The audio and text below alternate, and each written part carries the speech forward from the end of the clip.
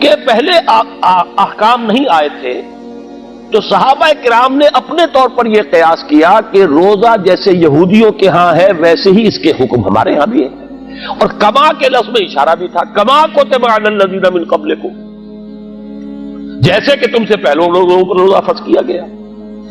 اب پچھلی شریعت میں روزہ اس کا نام تھا کہ جب سو گئے تو روزہ شروع، کوئی نہ اس میں سحری کا تصور تھا اور نہ ہی رات کو بھی اپنی بیویوں سے ہم بستری کا کوئی تصور تھا۔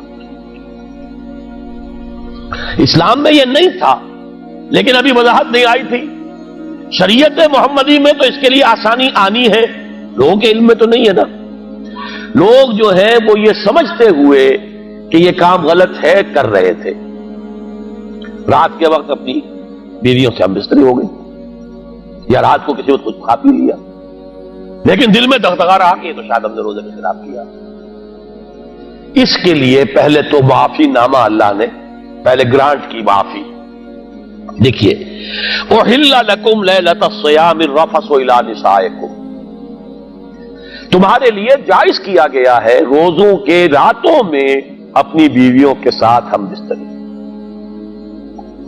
ہن لباس لکم وانتم لباس لہن، وہ تمہارے لیے بمنزلہ لباس ہے، تم ان کے لیے بمنزلہ لباس ہو۔ لباس اور جسم میں کوئی پردہ نہیں اور آنکھیں، اسی طریقے سے بیوی اور شوہر میں کوئی پردہ نہیں۔ علم اللہ انکم کنتم تختانون انفسکم، اللہ کے علم میں ہے کہ تم لوگ اپنے ساتھ خیانت کر رہے تھے۔ بڑا پیارا انداز ہے، تم سمجھ رہے تھے کہ گناہ ہے کر رہے تھے، حالانکہ گناہ نہیں تھا، لیکن تمہارے علم میں نہیں تھا نا۔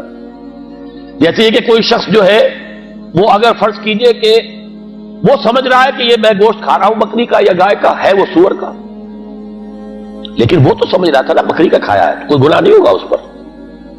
اور جو شخص بکری کا گوشت کھا رہا ہے یہ سمجھ کر کے یہ سور کا کھا رہا ہوں تو وہ تو سور ہی کھا رہا ہے۔ اس اعتبار سے فرمایا علم اللہ انکم کنتم تختانون انفسکم، تم اپنے آپ کے ساتھ خیانت کر رہے تھے، لیکن کیونکہ پہلے وضاحت نہیں کی گئی تھی لہذا فرمایا فتاب علیکم وعفا عنکم، تو تم پر اللہ تعالیٰ نے رحمت کی نظر فرمائی۔ تابہ کے معنی لوٹنا، رجوع کرنا، تابہ یتوبو، ہم بھی اللہ کی طرف توبہ کرتے ہیں، وہ توبہ الہ ہوتی ہے، توبو الی اللہ توبۃ نصوحا، اللہ بندوں کی طرف متوجہ ہوتا ہے، وہ توبہ اعلی ہوتی ہے۔ یتوب علیہم، اللہ ان کی توبہ قبول فرمائے گا۔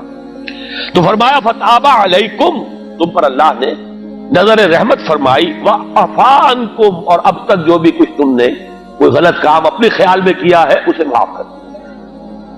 فالآن باشروہن، تو اب تمہیں اجازت ہے، جائز ہے بالکل، اپنی بیویوں کے ساتھ مباشرت کر سکتے ہو۔ وابتغوا ما كتب اللہ لکم، اور وہ چیز حاصل کرو جو اللہ نے تمہارے لیے لکھ دی ہے۔ یہ ازدواج میں ایک شے جو لکھ دی ہے وہ تو اولاد ہے، ظاہر بات ہے کہ تعلق کے زن و شو میں ایک شے جو مقصود ہوتی ہے وہ اولاد ہے، بقائے نسل، پریزرویشن آف دی اسپیشیز، لیکن یہ دوسری اور شے بھی ہے جس کو تسکین کہا گیا قرآن میں، لِتَسْكُنُوا إِلَيْهَا، تاکہ تم اپنی بیویوں کے ساتھ سکون حاصل کرو۔ یہ بھی ہے، یہ بھی اللہ کی طرف سے دی ہوئی شے ہے، لہذا اس کے لیے تمہارے لیے یہ پوری اجازت ہے کہ رمضان کی راتوں میں تم یہ کام کر سکتے ہو۔ وَكُلُوا وَاشْرَبُوا، اور کھاؤ اور پیو، یہ ہے سحری کا حکم، جس کے لیے حدیث میں پھر بڑی تاکید بھی آئی ہے، تسحروا، سحری ضرور کیا کرو، فَإِنَّ فِي السَّحُورِ بَرَکَۃ، اس لیے کہ سحری میں برکت ہے۔ یعنی یہ سمجھ لیجئے کہ شریعت سابقہ جو تھی شریعت موسوی اور جو شریعت اب ابدی ہے تا قیام قیامت شریعت محمدی میں بنیادی فرق یہ ہے کہ اس شریعت میں بہت سی چیزیں نرم کی گئی۔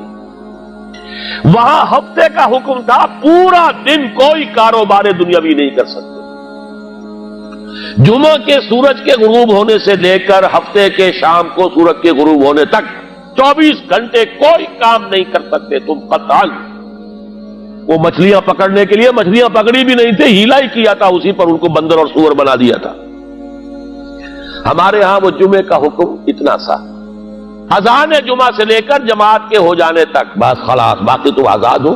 فَإِذَا قُضِيَتِ الصَّلَاةُ فَانتَشِرُوا فِي الْأَرْضِ وَابْتَغُوا مِن فَضْلِ اللَّهِ، جب نماز جمعہ ادا ہو جائے تو